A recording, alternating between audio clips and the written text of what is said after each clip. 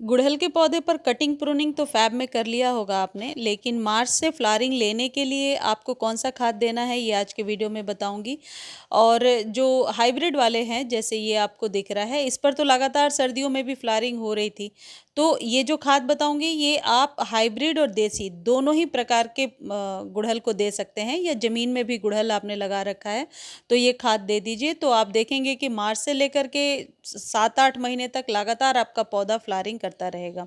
एक चीज़ और है कि गुड़हल हो गया या गुलाब या जो पौधे बहुत गुच्छों में फ्लावरिंग करते हैं, उन्हें थोड़ी ज़्यादा रिच फर्टिलाइज़र की ज़रूरत पड़ती है। कहने का मतलब है आप जो खाद देते हैं रेगुलर बेस पर वो देते रहिए, लेकिन साथ ही साथ खाद देने की जो फ्रिक्वेंसी है वो वीक में एक बार, जैसे ऑर्गेनिक एक बार दे दिया वीक में, फिर 15 दिनों पर कोई केमिकल खाद दे दिया, तो आप देखेंगे कि गुड़हल पर फ्लावरिंग हो रही है। क्योंकि गुड़हल एक ऐसा पौधा है जिसके लिए बाहर से आपको कोई खाद लेने की ज़रूरत नहीं पड़ती है। आपके घर में जो खाद है वो गुड़हल के लिए एनफ है, और गुड़हल अपने सीज़न में फ्लावरिंग करेगा ही, ये भी पक्की बात है।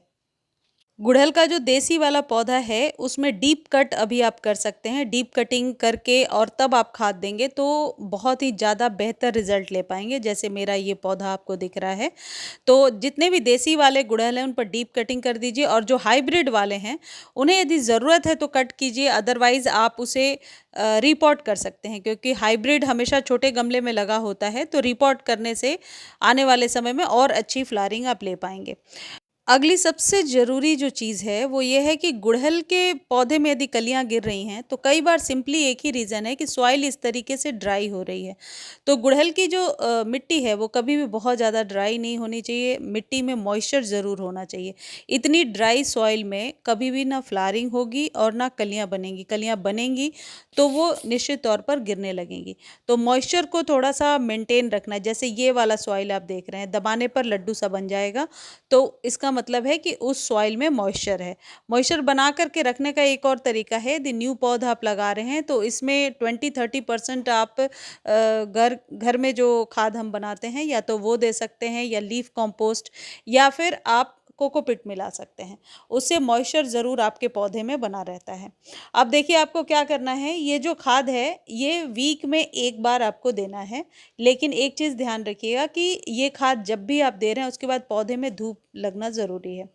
देखिए इस तरीके से हाइब्रिड हो या देसी हो, यदि खिल गए हैं ये इस तरीके से, खिलने के बाद यदि आप डेड हेडिंग कर देते हैं तो पौधे में फंगस नहीं लगती है और पौधे की एनर्जी भी वेस्ट नहीं होती है। तो अब यदि खाद की बात करें तो दो चीज़ें लेनी हैं, ये दोनों ही आपके किचन में मिलेगा और दोनों ही वेस्ट समझकर, बेकार समझकर आप फेंक देते हैं। आपको लेना है यूज्ड टी लीफ, इस जगह पे फ्रेश टी लीफ भी ले सकते हैं। चाय पत्ती को जब हम छानते हैं और चाय छान लेते हैं, चाय पत्ती बच जाती है तो उसे अच्छे से धो करके सुखा लीजिए।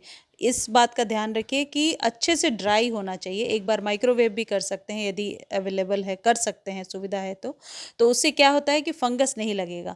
और केले के छिलके ये वो हैं जिन्हें वेस्ट समझकर हम फेंक देते थे। इसे पानी में डालकर आपको 1 लीटर पानी में 2 केले के छिलके और 1 चम्मच चाय पत्ती, एक गमले के लिए, 1 या 2 गमले पर जाएगा ये, डाल करके रात भर छोड़ना है। अगले दिन स्टर करके इसमें और नॉर्मल वाटर मिला करके, कम से कम हाफ नॉर्मल वाटर मिला करके आप अपने गुड़हल के पौधे पर दे दीजिए। देखिए ये जो चाय पत्ती है इससे तो बहुत तरीके के फ़ायदे होंगे। एक तो सॉइल एसिडिक होती है जो गुड़हल को खिलने के लिए चाहिए। दूसरा ये जो केले के छिलके हैं ना, ये पोटेशियम का बहुत अच्छा स्रोत है। तो मैंने देखा है कि फ्लावरिंग लेने में ये बहुत हेल्प करता है। हो सकता है एक अकेला ही ये फैक्टर ना हो जो मेरे पौधे पर इतनी फ्लावरिंग हो रही है। 15-15 दिनों पे मैं कुछ ऐसा केमिकल खाद भी देती हूँ, लेकिन ये वीक में एक बार मैं ज़रूर देती हूँ। तो इसका आप इस्तेमाल करके देखें, फ्री की चीज़ है, कोई नुकसान भी नहीं है और फ़ायदे ज़रूर होंगे।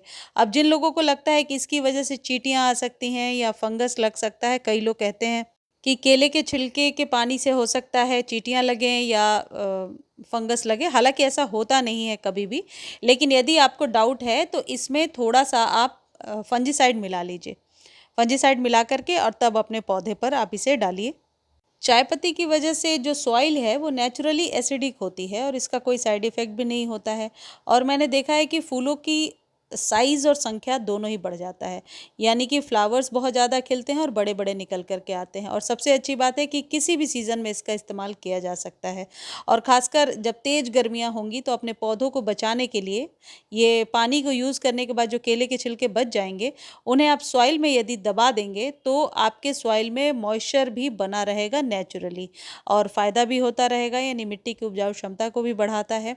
और इसका इस्तेमाल आप सप्ताह में 1 बार कर सकते हैं, यदि ज़्यादा प्रॉब्लम है तो 2 बार भी कर सकते हैं। एक चीज़ प्रिकॉशनरी तौर पर याद रखिए कि जब भी केले के छिलके वाला पानी दे रहे हैं, आपके पौधे पर धूप का लगना ज़रूरी है, यानी तेज़ धूप में देने के लिए सुबह में दे दीजिए और पौधे को धूप में रखिए।